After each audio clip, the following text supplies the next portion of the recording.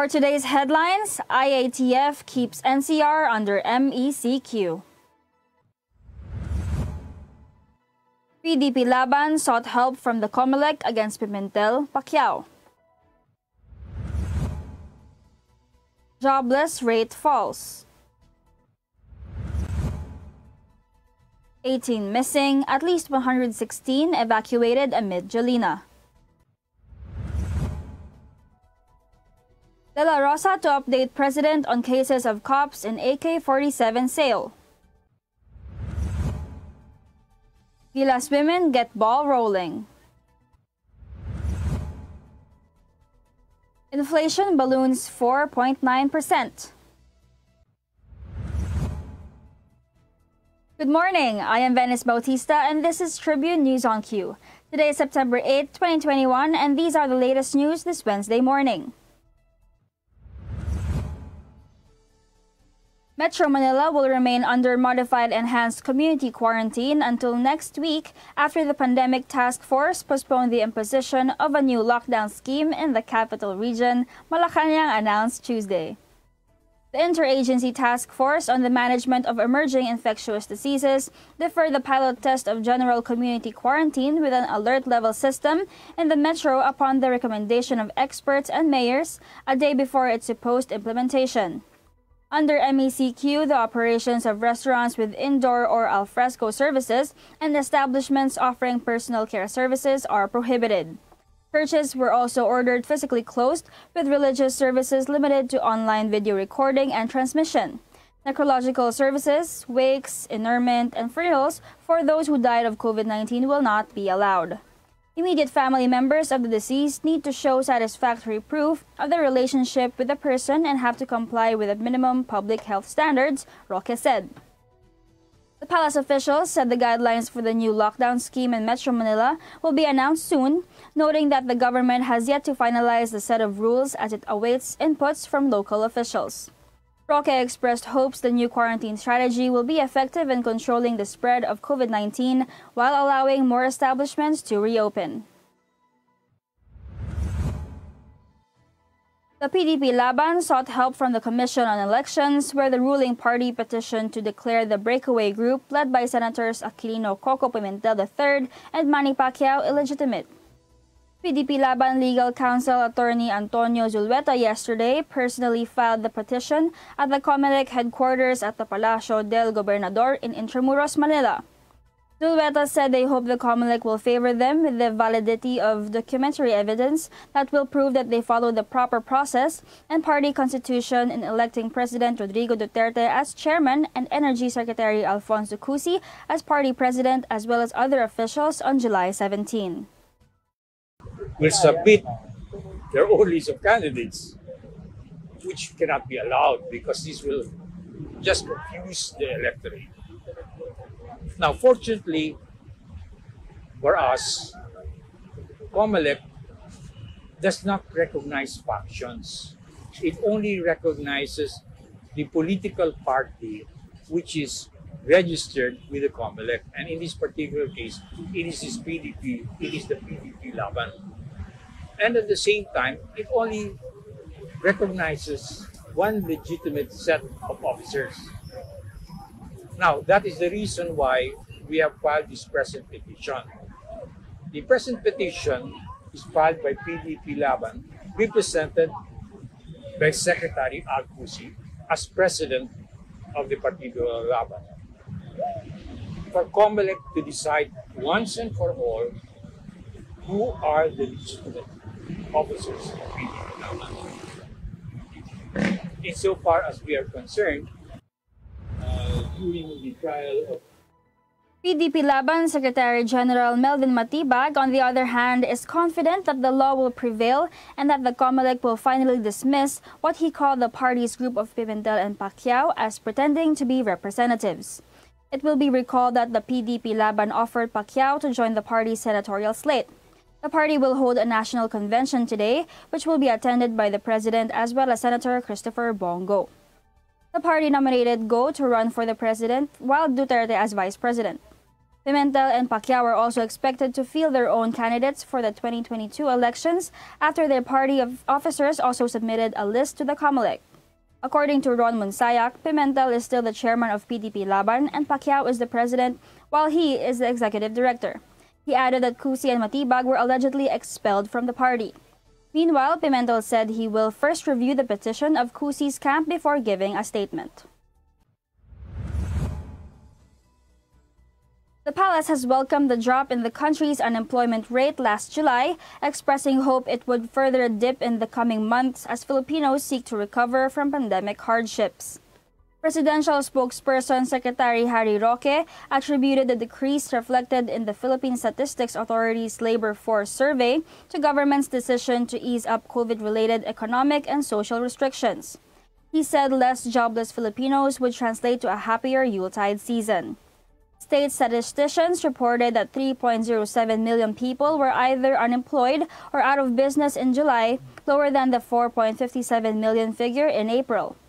The new tally, based on a quarterly survey of 121,990 families, was equivalent to a jobless rate of 6.9% in July, down from 8.7% logged in the previous quarter. Among major industries, the professional, scientific, and technical activities posted the largest month-on-month increase in employment, followed by administrative and support service activities. Tribune News on Q will be back after these short reminders.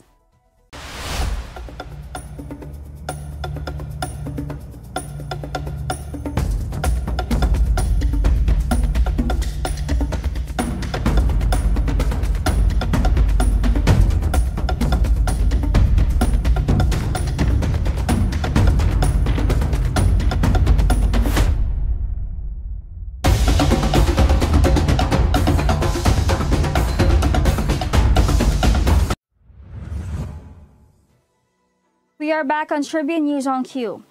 In other news, 18 persons were reported missing and at least 116 more were evacuated amid incidents caused by Typhoon Jolina in Visayas and Bicol, authorities reported. Commodore Armand Balilo, Coast Guard spokesperson, said the agency received reports that 12 fishermen went missing in Sierra, an area in Catbologan City, Samar, 2 others from the same city, and 4 in Motiong Town.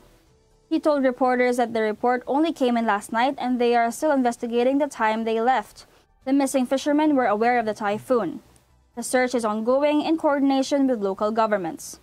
The PCG also reported that its personnel evacuated 60 residents of Sitio Oak, Barangay San Isidro in Ormoc City, Leyte, around 4:41 a.m. because of floods spawned by the typhoon.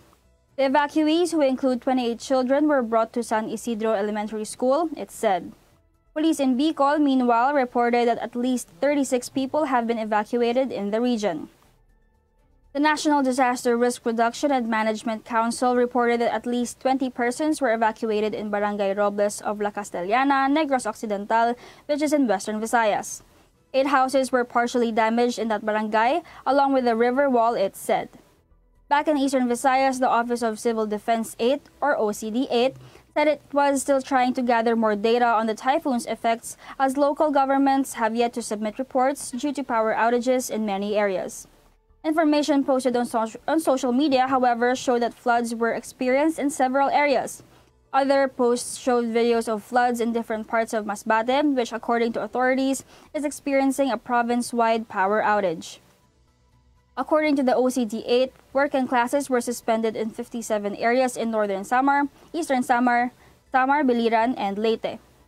Work and classes were also suspended in the provinces of Albay, Camarines Sur, Masbate, Pilar, and Castilla towns of Sorsogon and Naga City, the OCD Bicol said. The Coast Guard said 1,946 passengers, drivers, and cargo helpers are stranded in different ports in eastern Visayas and Bicol as sea travel remains suspended. 17 vessels and 682 rolling cargoes are also stranded in those regions, while 31 vessels and 36 motorbangkas are taking shelter, it said. Senator Ronald Bato Dela Rosa said he will update President Rodrigo Duterte on the cases filed against policemen who supposedly aided the sale of over 1,000 units of AK-47 rifles to the New People's Army almost a decade ago. In a public hearing of the Senate Public Order and Dangerous Drugs Committee, which he chairs, Dela Rosa was updated on the status of the cases, some of which were already dismissed and some still ongoing. Dela Rosa said he would not delve into the cases since the Office of the Ombudsman is already handling these, but would send the President an update. I quote, "Maybe the President was not fully updated on the progress of the cases filed against the respondents, kaya siguro siya nagtatanong. So ginawa ko ito na mag-hear tayo to comply to the request of a co-equal branch of government." End quote. At the hearing, Dela Rosa also asked the National Police's Criminal Investigation and Detection Group, or CIDG, to look into the recent incident where policemen and soldiers intercepted thousands of bullets for AK-47 rifles in Butuan City, and if that cargo was related to the guns that NPA members managed to get their hands on between 2011 and 2013. Major General Albert Ignatius Ferro, CIDG Director, said his unit has so far found a connection between the bullets intercepted in Butuan and another cache of ammunition confiscated from two rebels in Metro Manila about a month ago. Dela Rosa also asked participants of the hearing if Republic Act 10591, or the Comprehensive Law on Firearms and Ammunition, is enough to prevent enemies of the state from acquiring firearms through civilian security agencies, as what happened almost a decade ago. All participants, composed mostly of active and retired policemen, agree that RA 10591, approved in May 2013, is stricter than previous laws on firearms and would be enough.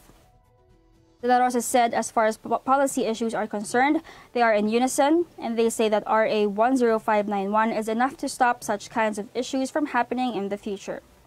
Pero, for his part, noted that the current law is so strict that it is now bars civilian security agencies from procuring automatic weapons like the AK-47 and even active policemen from acquiring both a small gun and an automatic rifle. After a long delay, the national women's basketball team finally kicked off its preparations for the FIBA Women's Asia Cup in Amman, Jordan from September 27 to October 3. Samahang Basketball ng Pilipinas Special Assistant to the President Ryan Gregorio made the confirmation, saying that the Gilas women's squad already opened its bubble camp in Lipa City with only a few weeks left before the prestigious Continental Tourney unwraps. Gregorio said the Lady Cagers have already completed their safety protocols with 11 out of 12 players reporting for duty, including head coach Patrick Aquino. Prior to this development, Gilas were initially scheduled to train at the Inspire Sports Academy in Colombia early this month, but the stringent health protocols forced the Federation to seek for another training venue with more lenient guidelines. Scheduled today, just completing health and safety protocols for clearance, Gregorio told the Daily Tribune in a short message. Southeast Asian Games gold medalists Afril Bernardino, Janine Pontejos, and Claire Castro will banner the squad, as well as France Cabinbin, Kate Castillo, Rihanna Balan, Mar Prado, Andrea Tonco, and newcomers Camille Clarin and Ann Pingol and Christine Cayabyab. Meanwhile, United States-based playmaker Ella Fajardo of Fairleigh Dickinson University has yet to join the squad within the week. Gilas women's team is bunched in the Group B together with Asian powerhouse China, Australia, and Chinese Taipei. We will be back. Stay with us. It's time for the world to know. Outstanding Filipinos in America. The 11th Outstanding Filipinos in America Awards 2021. A salute to the heroes of coronavirus. Coming back live in person at the Carnegie Hall in New York City. Home to the TOFA Awards since 2011.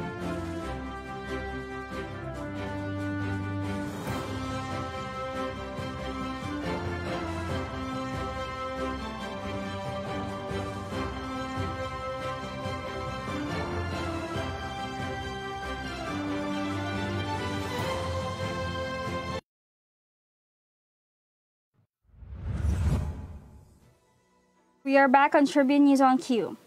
Local goods and services proved to be more expensive in August as inflation, or the sustained rise in the cost of such, surged to 4.9%, the Philippine Statistics Authority said.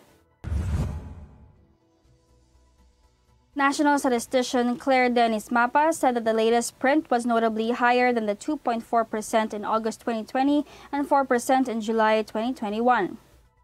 Still, data from the PSA showed that the latest inflation figure was the highest since it stood at 4.4% in January 2019.